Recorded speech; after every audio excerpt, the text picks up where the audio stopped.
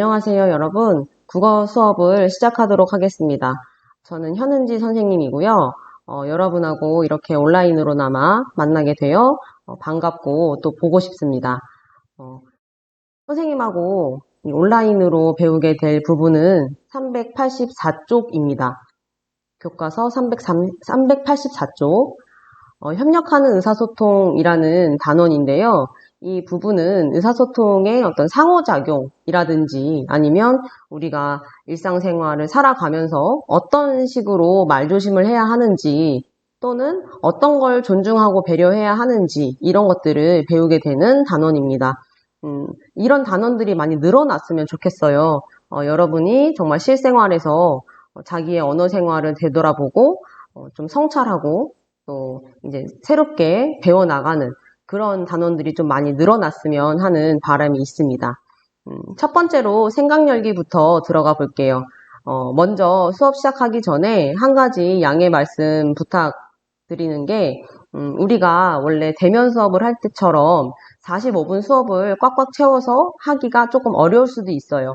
왜냐하면 대면 수업을 했을 때 우리가 어떤 상황들이 있잖아요. 뭐 아침에 들어가서 수업을 들어가서 뭐 아직 정돈이 되지 않은 상황이라든지 아니면 뭐 몇몇 친구들이 사물함을 갔다 오는 시간이라든지 이런 것까지 다 합쳤을 때의 시간이 45분이기 때문에 여러분이 온라인으로 이렇게 들을 때는 45분보다 조금 시간 자체는 좀 짧을 수 있다. 그런데 다른 반에서 했던 수업이나 그런 수업과는 질적으로 다르진 않다라는 것을 말씀드리고 싶고요.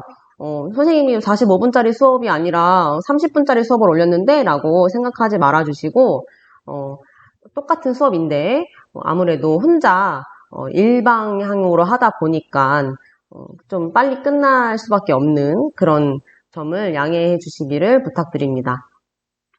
네, 그럼 먼저 이제 생각열기 1번 들어가 볼 건데요.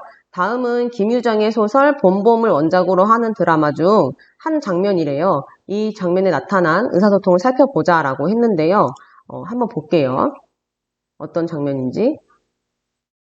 네, 점순이 키가 커야 혼인을 시키든 할 거 아니야 이놈아 이렇게 얘기를 하고 있고요. 이제 예비 사위로 보이는 사람이 혼인시켜 주세요 장인어른 이렇게 조르고 있습니다. 그러니까 장인어른이 너랑 약속한 키가 여기까지인데 요걸 못 기다려 이놈아 라고 했고요. 말이 요만큼이죠 라고 또 반박을 하고 있습니다. 네, 이 장인어른과 예비 사위의 문제점, 대화에 나타나는 문제점이 뭐가 있을까요? 첫 번째로 선생님 눈에 확 띄는 게 하나 있는데요.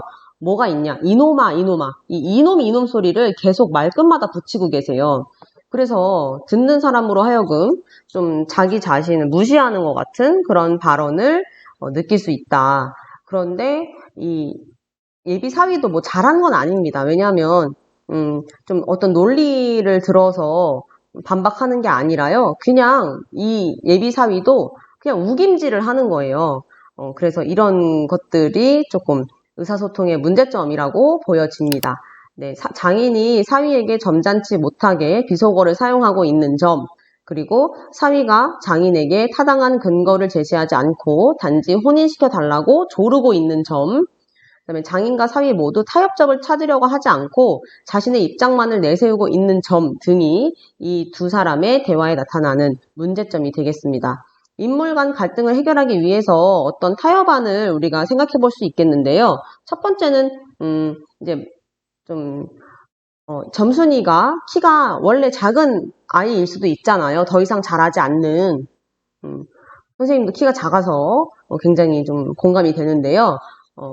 점순이의 키가 자라지 않음을 고려해서 약속한 키를 조금 낮춰주는 방법도 있겠고요. 아니면 뭐 키가 기준이 되지 않고 어떤 날짜라든지 나이를 기준으로 하면 좀 좋겠다 이런 생각도 듭니다. 아니면 품삯을 지급을 한다든지 그래도 괜찮을 것 같고요. 지금 이 봄봄에서 문제가 되는 게 뭐냐면요. 이 봄봄이 여러분이 이제 동백꽃하고 아마 같이 읽으셨을 거예요. 중학교 때, 중학교 교과서에 많이 나오는 그런 소설 작품 중에 하나인데요. 점순이는 마름의 딸이야. 근데 이제 이 예비사위라는 이 사람은 나라고 나오죠. 소설 속에서 나라고 나오는 사람인데 이 사람은 점순이와 혼인을 하기 위해서 3년이 훨씬 넘는 시간 동안 품삯을 하나도 안 받아요. 그냥 일한 대가를 받지 않고 계속 머슴 노릇을 하고 있습니다. 그러니까 이 사람 마음속에 억울함이 쌓이겠죠. 그러니까 여기 밑에 우리 타협 안에 품삯을 지급하는 방법도 어떤 하나의 타협안이 될 수 있겠습니다. 어쨌거나 혼인을 계속 시켜주지 않고 계속 부려먹는 이런 장인과 예비 사위와의 갈등이 주된 그런 소설의 내용이죠. 그래서 동백과 봄봄이 거의 약간 이어지는 것 같은 그런 느낌으로 우리가 읽었었던 그런 기억이 있으실 거예요. 굉장히 김유정 특유의 해학과 그런 그 재미있는 우스꽝스러운 표현들이 많이 나와 있고 많이 녹아 있는 그런 소설입니다. 어쨌거나 그런 타협안들 한번 다시 볼게요. 점순이의 키가 잘 자라지 않음을 고려하여 약속한 키를 조금 낮춘다. 키 대신 언제 혼인을 할 것인지 명확한 시기를 정한다. 또는 혼례를 시켜주기 전까지는 정당하게 품삯을 지급을 하는 거, 아니면 혼례의 당사자인 점순이의 의견을 들어서 혼례 시기를 정해보는 것도 하나의 방법일 수 있겠습니다. 네, 그러면 우리가 이 짚어보기는 넘어가기로 하고요. 알아두기 볼게요. 알아두기. 의사소통의 구성요소라는 것이 나왔어요. 그래서 우리가 이 부분은 꼭 짚어봐야 될 부분입니다. 의사소통의 구성요소. 네, 발신, 수신 이런 것들은 여러분이 이미 핸드폰을 잘 사용하고 계시기 때문에 너무나 잘 알고 계실 것 같은데 선생님은 그거 말고 이 말의 뜻을 좀 짚어보고 싶어요. 발신자는요, 필발자랑 믿을 신자가 들어가 있거든요. 그리고 수신자는 받을 숫자에 믿을 신자가 들어있는 그런 단어입니다. 그리고 발신이랑 좀 비슷하게 쓰일 수 있는 단어가 송신이라는 단어가 있어요. 이 송신이라는 단어는 보낼 송, 믿을 신입니다. 네, 수신이랑 비슷하게 쓸 수 있는 단어도 있거든요. 요거는 이제 착신이라는 말이 있어요. 착신은 붙을 착, 그다음에 믿을 신입니다. 자, 여기 보세요. 이 단어 풀이를 했더니 뭐가 보여요? 지금 공통점으로 보이는 게 바로 믿을 신입니다. 믿을 신. 믿을 신자가 여기 그 말을 의사소통을 하는, 그러니까 말을 주고받는 과정에서 믿을 신자가 다 들어가 있어요. 이게 무슨 뜻이에요? 이 말로 하여금 사람에게 신뢰감을 줄 수도 있고 또 어떤 사람을 믿을 수도 있다는 거죠. 그래서 여러분이 좀 이런 것들을 좀 생각을 하면서 의사소통을 하시면 굉장히 좋겠다라는 생각을 해봅니다. 요즘은 이제 보이스피싱이나 그런 것들이 많기 때문에 좀 믿을 신자가 들어가 있는 이런 단어가 좀 무색해지긴 했어요. 그렇지만 우리가 일상생활에서 친구들하고 가족들하고 또 선생님하고 소통할 때만큼은 이 믿을 신자를 좀 생각하면서 의사소통을 했으면 좋겠다라는 그런 말씀을 드려봅니다. 그 다음에 맥락, 또 메시지, 반응 이런 것들이 이제 의사소통의 구성 요소가 되겠는데요. 한번 읽어볼게요. 발신자, 수신자는요, 의사소통의 주체로 듣기 말하기에서는 화자, 청자를 가리킨다 라고 합니다. 네, 메시지는 전원이라는 그런 말이에요. 전하는 말이라는 뜻이고요. 전달할 전이죠. 전할 전자. 그래서 발신자가 전달하고자 하는 내용을 가리킨다 라고 되어 있어요. 반응, 메시지에 대한 수신자의 응답이고요. 맥락은 의사소통이 이루어지는 배경 장면이다. 네, 이거 굉장히 중요하죠. 맥락이라는 거 굉장히 중요합니다. 왜냐하면 우리가 어떤 상황에서 어떻게 주고받은 말인지가 가장 되게 중요할 수밖에 없는 게 그 상황을 알아야 이 사람들의 의사소통의 어떤 바람직하고 바람직하지 않고를 좀 판단할 수 있거든요. 그래서 그런 것들이 맥락이 되겠습니다. 네, 그러면 이제 한 장을 넘겨보셔서요. 의사소통 과정의 점검과 조정이라는 오늘 이제 본격적으로 배울 지문을 들어가 보도록 하겠습니다. 네, 의사소통 과정의 점검과 조정에서는요. 우리가 대체로 우리가 하는 말 또는 듣는 말들의 어떤 점검을 한번 해보고요.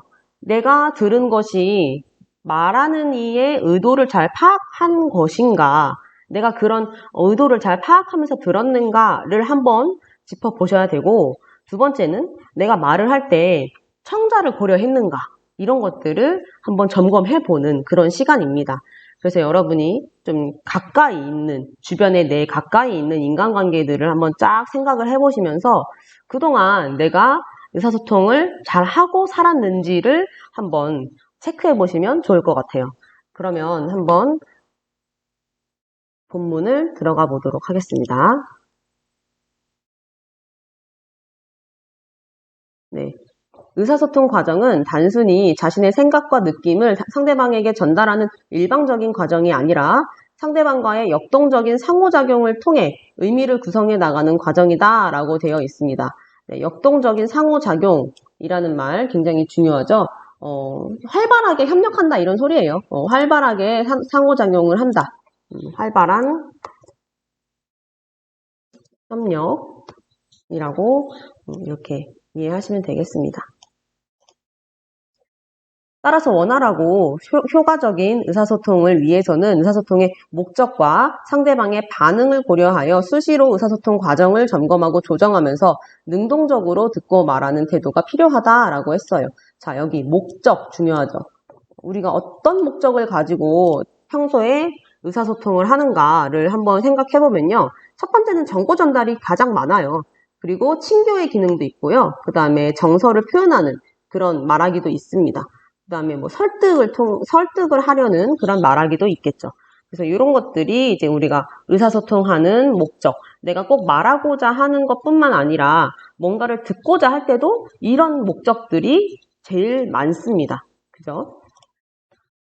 자, 먼저 듣기 과정에서는 화자가 말하는 내용을 명확하게 이해하고 있는지, 또 숨겨진 의미를 적절히 추론하고 있는지, 또 발언의 내용이나 방식의 적절성을 올바로 평가하고 있는지, 화자의 말에 공감하거나 감동하며 듣고 있는지 등을 점검하며 조정해야 한다라고 나와 있어요. 자, 보니까 이번 문단은, 두 번째 문단은요, 듣기 과정에서 우리가 점검하고 조정해야 할 내용을 말해주고 있습니다. 어떤 내용들? 요렇게 뭐 하고 있는지, 뭐 하고 있는지, 뭐 하고 있는지, 뭐 하고 있는지 이런 것들을 우리가 적절하게 점검하면서 들어야 한다. 그러면 그 다음 문단은 뭐겠어요? 말하기 과정에서 우리가 점검하고 조정해야 할 것이 무엇인지 말해주고 있는 거죠. 네. 볼게요. 말하기 과정에서는 내용을 생성하고 조직할 때와 표현하고 전달할 때 말하기의 목적과 상황에 맞는지, 그리고 언어적 표현 외에도 준언어적, 비언어적 표현이나 보조자료를 적절히 활용하고 있는지, 또 의도한 바가 청자에게 바르게 전달되고 있는지 등을 점검하며 조정해야 된대요. 자, 여기서 중요한 표현이 하나 나왔어요. 뭐가 나왔어요? 준언어적, 비언어적 표현입니다. 준언어적, 비언어적 표현. 네, 요거 하나 정리하고 갈게요. 자, 준언어적 표현은요, 여러분이 아마 중학교 때 반언어적 표현으로 배우셨을 거예요. 네. 그래서 얘네들은요, 어떤 것들이냐면 어조, 속도, 말하는 속도, 그 다음에 말할 때 높낮이, 그 다음에 말하는 데에 어디에다가 악센트를 주는지 이런 것들입니다. 이런 것들이 이제 준언어적 또는 반언어적 표현이라고 해요. 반만 언어다라는 거예요. 반언어적이라고 하니까 마치 언어에 반하는, 언어와는 반대되는 표현이라고 여러분이 이해하실 것 같은데 그렇지 않고 반쪽짜리 언어다라고 생각하시면 돼요. 그런데 비언어적 표현은 뭐냐면요. 표정, 몸짓, 자세, 뭐 시선 이런 것들이 이제 비언어적 표현이 되겠습니다. 이거는 언어적 표현이 아니다라는 거예요. 몸짓이라는 거예요. 그래서 여러분이 조금 이거를 구별하실 때 어떻게 구별을 하시면 좋으냐면요. 얘는 준언어적, 반언어적 표현은요. 언어와 굉장히 밀접하게 연관이 되어 있어요. 언어의 부수적인 표현입니다. 언어의 부수적인 표현. 이 준언어적, 반언어적 표현이고요. 비언어적 표현은 언어와 관련된 것은 아니지만 여기 앞에 직접적으로라고 쓸게요. 직접적으로 언어와 관련된 것은 아니지만 분위기를 전달하는 그런 것들을 비언어적 표현이라고 합니다. 요거는 꼭 알고 계셔야 됩니다. 네, 중요해요. 그래서 요거는 꼭 알고 계셨으면 좋겠어요. 그다음에 사례를 볼게요. 우리가 사례를 통해서 한번 어떤 부분이 잘못됐고 어떤 부분을 고치고 있는지를 볼게요. 일단 첫 번째, 좀 쌀쌀하지 않니? 라고 했어요. 빙 이런 말이 여기 써있고 이 안경 쓴 친구가 그런데 자리에 앉으면서 그래 바람이 차더라 이렇게 건성건성 들었어요. 그런데 다시 자리에 앉고 보니까 아 문을 닫고 다니라는 말인가 보다 라고 지금 이해를 한 거야. 그래서 다시 일어나서 문을 탁 닫고 오니까 이 친구 표정이 어때요? 굉장히 상큼해졌죠. 네, 그래서 여기에서 우리가 좀 중요하게 생각해야 되는 부분이 어디냐면요. 바로 여기입니다. 여기에서 이제 뭐를 하는 거냐면 내가 잘 들었는지 점검하는 거예요. 다시 한번 생각해 보는 거죠. 그냥 건성으로 듣고 마는 게 아니라 내가 저 친구가 말하는 의도를 잘 파악한 걸까? 라고 다시 한번 생각해 본 거예요. 그리고 얘가 어떻게 돼? 조정했죠? 자기의 행동이나 그 말을 딱 조정하는 그런 모습을 보여줬습니다.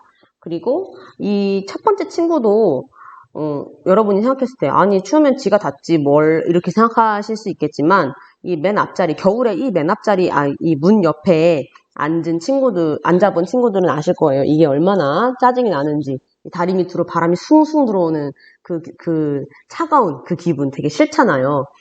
그래서 굉장히 기분이 안 좋았을 텐데도 불구하고 이 친구도 안경 쓴 친구가 혹시나 기분 나빠할까봐 굉장히 간접적으로 표현한 거예요.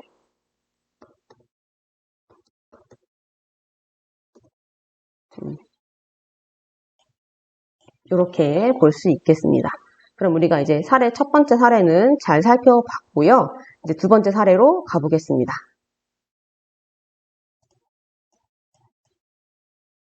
두 번째 사례를 보니까요. 할아버지가 어린 꼬마애한테 지난날의 전철을 밟지 않도록 노력해야 막 이렇게 얘기를 하고 있어요. 그러니까 이 어린애 머릿속에 뭐가 있어? 전철이 지나가는데 발로 밟는 이런 그림이 띠로링 그려지고 있어요. 그러니까 이 할아버지가 갑자기 어떤 표정을 짓고 있었겠어 얘가 약간 뭐라고 하시는 거지? 라는 그런 표정을 짓고 있었겠죠. 그러니까 그걸 보고 눈치를 채시면서 얘가 생각했을 때는 이 어휘가 어려웠겠다라고 생각을 하신 겁니다. 이렇게. 그래서 다시 말씀을 해주세요. 지난날의 잘못을 되풀이하지 않도록 노력해야 할 것입니다. 이렇게 얘기를 해주고 계시죠. 그러면 여기에서 역시 이 부분이 중요한 부분이 되겠습니다. 자신의 말하기를 점검하고요. 그리고 또 여기에서 조정하는 모습을 보여주고 있다. 어린아이가 이해하기 어려운 한자어죠, 한자어. 그래서 굉장히 이런 청자의 수준을 고려하여 좀 우리가 말을 해야겠다라는 것도 한번 생각해 볼 문제라는 겁니다. 네, 그럼 계속 읽어볼게요. 사례 1은 듣기 과정에서 화자의 의도를 제대로 파악하지 못했음을 점검하고 화자의 말에 숨겨진 의미를 추론함으로써 조정하는 모습을 보여준다. 사례 2는 말하기 과정에서 청자의 수준을 고려하지 못했음을 점검하고 쉬운 어휘로 바꾸어 말하여 의도한 바가 잘 전달되도록 조정하는 모습을 보여준다. 실제 일상생활에서 듣기와 말하기는 서로 밀접한 관련을 지닌 활동으로서 의사소통 참여자들은 각자의 역할을 충실히 수행하면서 상대방을 존중하는 태도로 임해야 한다라고 했습니다. 자, 그러면 세 번째 사례 계속 보겠습니다. 자, 이게 사실은 어떻게 보면 찐 남매의 그런 대화 장면인데요. 그런데 여러분이 좀 생각을 해보셔야 되는 문제가 있어요. 선생님은 항상 이런 문제에 대해서 좀 여러분하고 얘기를 많이 하고 싶은데 뭐냐면 사실 가족이라는 관계가요. 가족이라는 관계가 세상에서 가장 사랑하는 존재이기도 하면서 또 가장 가까운 존재이기도 하면서 매일 봐야 하는 내 인생에서 떨어뜨릴 수 없는 그런 사람들이잖아요. 그럼 이 사람들한테 더 말조심을 해야 되거든요. 근데 여러분들이 조금 가족이어서 가장 사랑하고 가장 가깝다는 이유로 가장 편하고 가장 만만하게 대하지는 않고 있는지 한번 생각을 해봐 주시고요. 분명히 여러분 엄마 아빠한테까지는 그렇게는 안 하시겠지만 좀 형제 자매, 또 오빠라든지 뭐 언니라든지 아니면 동생들에게 내가 말을 어떻게 하고 있는지 한 번만 생각해 보시면 좋을 것 같아요. 여기 한번 볼게요. 남동생이 누나가 이렇게 책을 읽고 있었는데요. 들어오면서 이렇게 얘기합니다. 누나, 지구온난화에 대해 쓴 글인데 좀 봐줘. 이렇게 얘기합니다. 그러니까 누나가 귀찮게 이렇게 얘기합니다. 그러니까 북극 검은 그렇다 치고 태평양 쓰레기 섬은 또 뭐니? 라고 물어보니까 그것도 큰 문제라던데? 이렇게 얘기했어요. 그러니까 너 도대체 개요는 작성하고서 글을 쓰는 거니? 이렇게 물어봤어요. 그러니까 남동생이 개요가 뭐야? 하니까 너 개요도 몰라? 개요를 작성해야 짜임새는 글을 쓰지. 이렇게 얘기했습니다. 그러니까 남동생도 이제 기분이 상했어요. 잘났어 정말 뭐 이렇게 하고 끝나는 이런 장면인데요. 이 장면을 보고 여러분이 어떤 걸 느끼시는지 한번 같이 얘기를 나눠보고 싶은데 안타깝게도 우리가 이렇게 온라인으로 만나고 있기 때문에 같이 이야기 나누기는 좀 어렵겠고요. 선생님 이야기를 좀 해볼게요. 선생님도 남동생이 있는데 이렇게 돌아보면 내가 되게 무시한 적이 많은 것 같아. 그런 생각이 지금 되게 많이 들어요. 그래서 어떻게 보면 내가 그렇게 걔를 많이 무시했는데 아직까지도 누나 하면서 잘 따라주는 것이 고맙기도 하고 그쵸? 이 누나의 문제점은 뭐냐면요. 일단 동생을 굉장히 무시합니다. 그리고 퉁명스러운 말투로 얘기하고요. 시종일관 불친절한 태도를 보여주고 있습니다. 동생의 문제점은 뭘까 그러면? 동생은 이제 문제점이 없다고 생각을 하실 것 같은데 선생님이 봤을 땐 선생님이 이제 누나니까 보여요. 이 동생이 잘못된 점. 뭐냐? 첫 번째 잘못한 거. 이 누나도 책을 읽고 있었거든요. 그런데 갑자기 문을 벌컥 열고 들어와서 이것 좀 봐줘.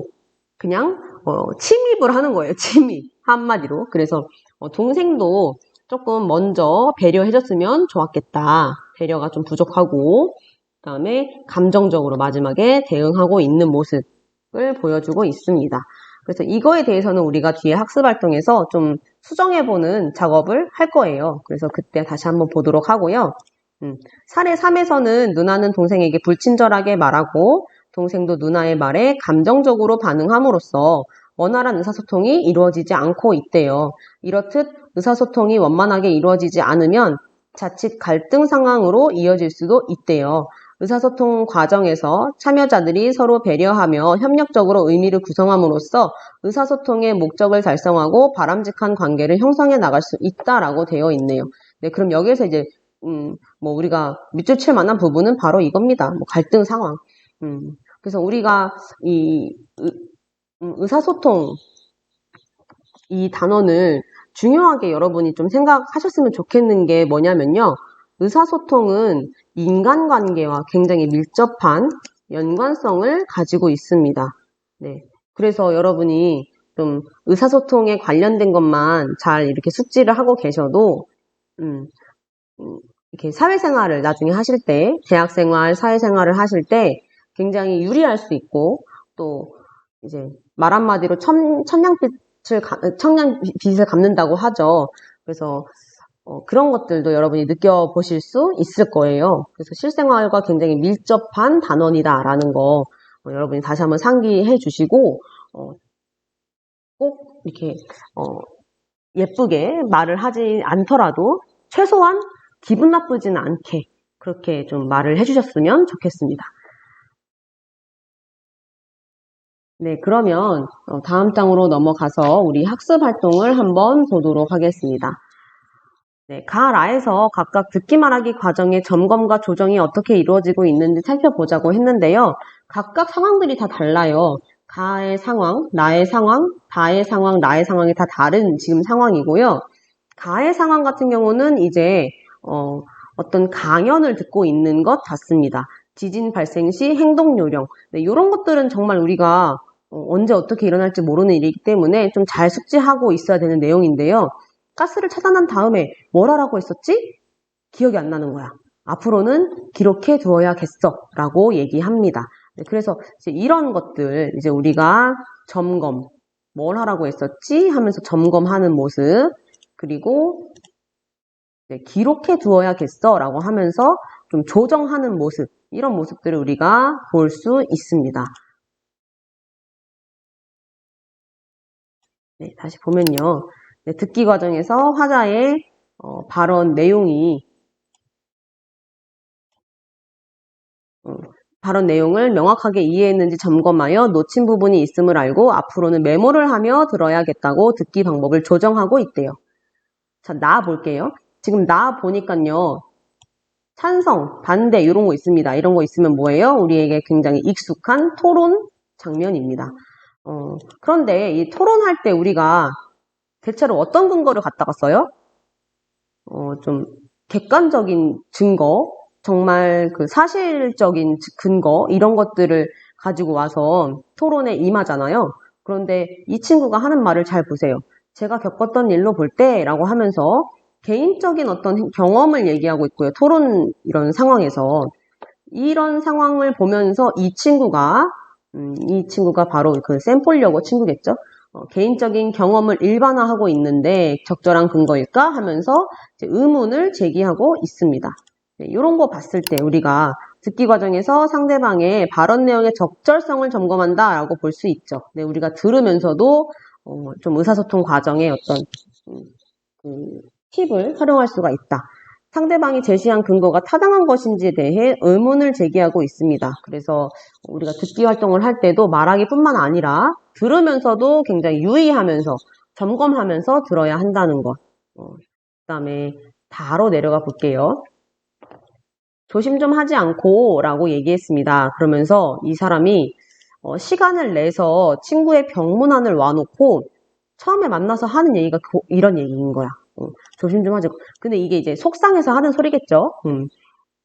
좀 이 친구한테 충고를 해주려고가 아니라 아마 너무 친한 친구이기 때문에 속상해서 자기도 모르게 이런 말이 나온 것 같은데 이런 말을 하고 나서 속으로 점검을 하는 거죠. 아, 좀 더 다정하게 위로를 건넬 걸.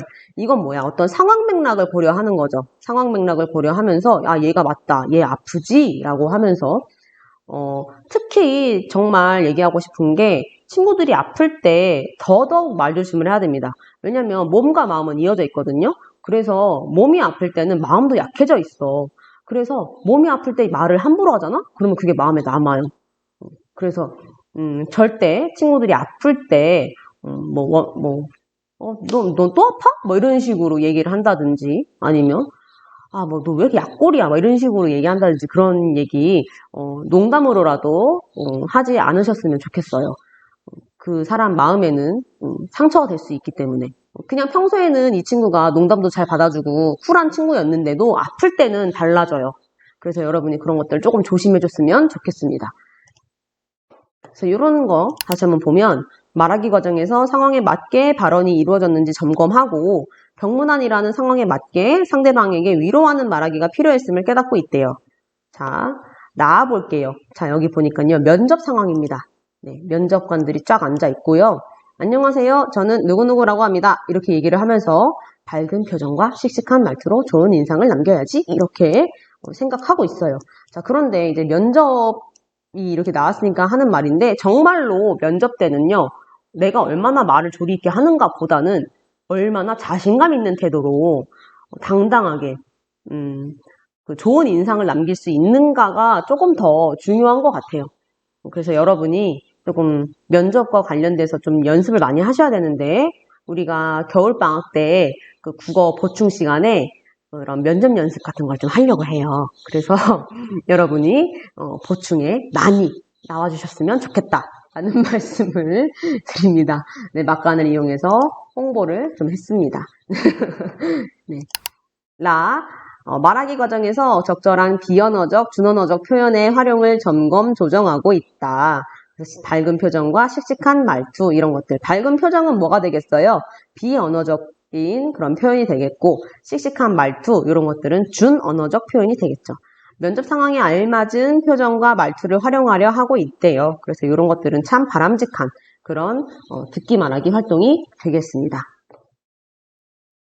자, 그러면 2번으로 내려가 볼게요. 이거는 여러분이 굳이 필기하지 않고 그냥 눈으로만 보셔도 될 것 같아요. 의사소통 참여자들이 지녀야 할 태도를 고려하여 아까 3번 다시 한번 보자고 했잖아요. 이 부분이 바로 3번 부분입니다. 자, 동생이 처음부터 이런 식으로 나왔으면 참 좋았겠지. 지금 보니까 어때요? 아, 너무 듣기 좋다. 이런 생각 들지. 누나 바쁜데 미안. 지구온난화에 대해 쓴 글인데 좀 봐주면 좋겠어.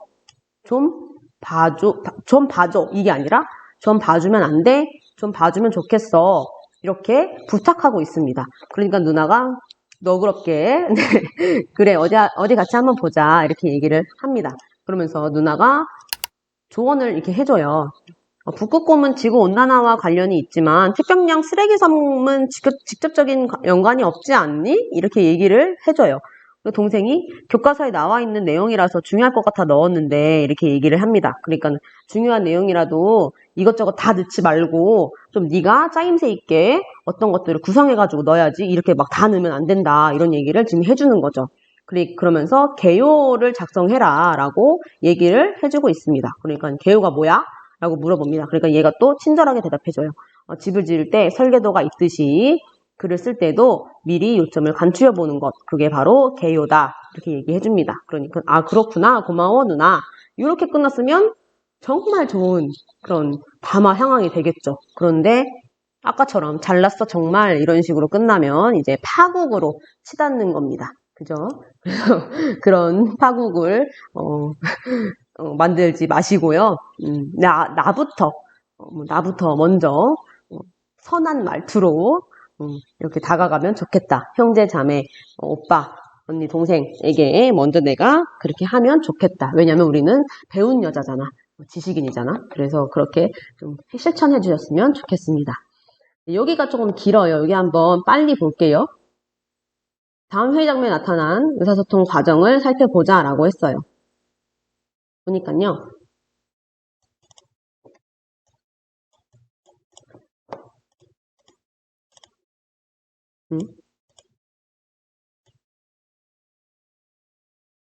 네. 학생회장이 지난 회의에서 나눔의 가치를 실천하자는 취지로 학교 축제 때 자선 장터를 실시하기로 결정했지요.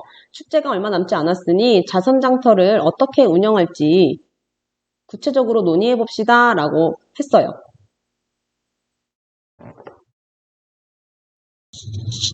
네, 그러니까 문화부장이 뭐라고 했냐면 자선 장터의 성격상 봉사부에서 자선 장터를 운영하는 게 맞지 않을까요?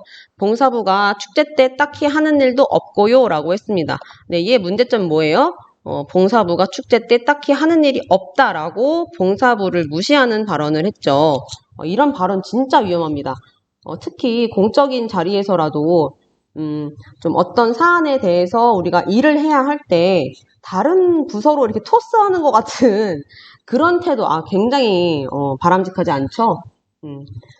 봉사부를 무시하는 발언을 했습니다. 그러니까 당연히 봉사부장이 굉장히 기분이 나쁘겠죠.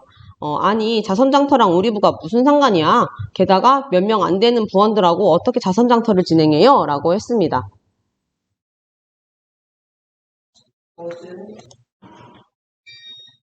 네, 그러니까 봉사부장이 또 잘못한 건 뭐가 있냐면요. 자선장터랑 우리 부가 무슨 상관이야? 라고 하는 이 말투, 이 반말투 부적합하죠? 왜냐하면 회의를 하는 어떤 공식적인 자리잖아요. 공식적인 자리에서 반말투로 이야기하는 이런 잘못을 또 저질렀고요. 게다가 몇 명 안 되는 부서원들하고 어떻게 자선장터를 진행해요? 라고 이렇게 얘기를 했습니다. 그러니까 총무부장이 뭐라고 하냐면 저도 동의합니다 라고 해요. 그런데 이거 뭐에 동의한다고 좀 얘기하는지 불분명하죠? 불분명합니다. 도대체 얘가 뭐를 지금 동의하는지 어떤 말에 동의하는지 좀 그런 부분이 빠져 있어요. 그래서 학생회장이 다시 재차 묻습니다. 어떤 의견에 동의한다는 말인가요? 라고 재차 물어요. 그러니까 총무부장이 아무래도 봉사부원만으로는 자선장터 진행이 버거울 것 같다고요. 라고 얘기합니다. 체육부장이 자선장터가 활성화되려면 특정 부서보다는 학생의 전체의 힘을 모아야 한다고 생각합니다. 나아가 학급 차원의 참여 방안을 마련하여 라고 막 한참 얘기를 하고 있는데 문화부장이 갑자기 얘가 또 불쑥 끼어들어요. 우리 부서는 전시회를 운영하는 것만으로도 시간이 부족해요. 그리고 학급별로 자선장터를 하자는 것도 말이 안 돼요. 막 이런 거. 너무 회의하기 싫어지죠. 이런 사람이랑. 네. 뭘 얘기해도 막 부정적이고, 비관적이고, 비협조적이고, 이런 애들 있잖아, 꼭. 이런 사람들이랑은, 굉장히 회의가 진행하기가 어렵죠. 어쨌거나, 이 문화부장이 첫 번째로 한 실수는 뭐냐면, 여기서 또, 불쑥 끼어든다는 거죠. 우리 이거, 고전수필에서 뭐라고 나왔었어요? 초설이라고 나왔었죠, 초설. 다른 사람 말을 끊는 거. 이런 거 하면 안 된다라고 했었죠. 굉장히 기분 나쁠 수 있어요. 그리고 학급별로 자선장터를 하자는 것도 말이 안 돼요. 이런 식으로 좀 부정적인 의견, 부정적인 태도 이런 것들도 좀 같이 회의하는 입장에서 좀 맥빠지게, 다른 사람들 맥빠지게 할 수 있는 그런 요소가 되겠습니다. 학생회장이 미안하지만 다른 사람의 발언을 중간에 끊지 않는 것이 좋겠습니다. 체육부장이 하려던 말을 마저 들어봅시다. 이 학생회장 되게 똑똑하죠? 아주 마음에 들어요. 되게 뭐랄까, 되게 진지하고 좀 바르게 딱 할 말을 딱 하는 그런 모습, 굉장히 우리가 지향해야 할 그런 모습입니다. 체육부장이 학급별로 자선장터를 실시하자는 건 아니고 무엇보다 자선장터 물품들을 풍부하게 모으는 것이 관건이므로 우리가 이거 해봐서 알잖아요. 그죠? 우리 예전에 자선장터 했었는데 물건이 생각보다 많이 안 들어와서 계속 미뤄졌던 기억이 있죠. 그래서 그게 바로 관건이다. 그래서 이를 각 학급에서 맡으면 효율적일 것이라는 의견입니다. 라고 한 거고요. 홍보부장이 좋은 의견이네요. 이렇게 긍정적인 반응 아주 좋죠. 그러면 학생의 일이 많이 줄어들겠습니다. 저희 부서는 열심히 홍보하여 자선장터에 보다 많은 학생들이 참여할 수 있도록 유도하겠습니다. 라고 했고요. 체육부장, 전시회를 맡았으니 문화부는 배려해주고 저희 부와 총무부, 봉사부에서 자선장터 물품 판매를 맡으면 되지 않을까요? 라고 하니까 좋습니다. 모두 이렇게 협조적인 모습 아주 좋죠. 그러니까 학생회장이 의견을 모아주셔서 감사합니다. 여러분의 노력으로 다른 해보다 더욱 뜻깊은 학교 축제가 될 것으로 기대됩니다. 라고 이렇게 마무리하고 있습니다. 회의를. 넘겨보시면 여기 필기할 부분이 조금 있습니다. 한번 같이 정리해 볼게요. 다음 부분에 나타난 듣기 말하기의 적절성을 판단하고 그 까닭을 써보자 라고 했어요. 자, 다음 부분. 첫 번째, 봉사부장이 아니 자선장터랑 우리 부가 무슨 상관이야? 라고 반말투로 이야기한 거 적절하지 않습니다. 네, 총무부장 저도 동의합니다. 라고 했는데 뭘 동의하는지 제대로 말하지 못했어요. 그래서 적절하지 않은 말하기이다. 불명확하여. 그 다음에 학생회장이 어떤 의견에 동의한다는 말인가요? 라고 다시 한번 재차 물어본 거는 어떤 말하기일까요? 불명확한 발언을 들은 후에 그 발언이 무엇을 의미하는지 확인하기 위해서 다시 한번 질문을 하고 있는 것이므로 적절한 듣기 자세가 되겠습니다. 그래서 여기서 적절하지 않은, 또 적절한 이렇게 여러분이 필기를 해주시면 되겠습니다. 반말을 사용하는 것은 적절하지 않은 말하기이다. 공적인 의사소통 상황에 비추어 이렇게. 그 다음에 무엇에 동의하는지가 불명확하여 그 다음에 그 발언이 무엇을 의미하는지 확인하기 위한 질문을 하고 있으므로 적절한 듣기 자세이다. 이렇게 필기해 주시면 되겠습니다. 그러면 다음 부분으로 넘어갈게요. 자, 2번 홍보부장과 비교할 때 문화부장의 의사소통 태도에 문제가 있다면 무엇인지 생각해보자 라고 했어요. 그러면 문화부장이 대체로 좀 바람직하지 않은 의사소통의 어떤 태도를 보여주고 있었는데요. 홍보부장이 일단 다른 사람의 의견을 존중하고 있는 거에 반해서 문화부장은 상대의 발언을 중간에 끊고 말이 안 돼요라고 하면서 부정하거나 상대를 무시하는 듯한 그런 태도, 그런 것들이 있었습니다. 그래서 이런 것들이 문제가 될 수 있다. 이런 사람이랑은 사실 말하기조차 싫어집니다. 그래서 여러분이 절대 이런 실수를 범하지 않도록 주의해 주시기 바랍니다. 네, 그러면 3번은 여러분이 한번 각자 해보시고요. 이거는 모둠별로 하는 활동이기 때문에, 이쪽은 모둠별로 하는 활동이기 때문에 네, 나중에 한번 시간이 되면 해보도록 하겠습니다. 네, 여러분 이렇게 온라인으로 여러분하고 수업을 했는데 오프라인으로 빨리 수업을 여러분하고 함께 진행하고 싶고요. 너무 보고 싶고 네, 여러분이 빨리 오셔서 시끌벅적하고 왁자지껄하게 우리 같이 수업하는 그런 날이 빨리 오기를 기다리겠습니다. 네, 그러면 오늘 수업은 여기서 마치겠습니다. 수고하셨습니다.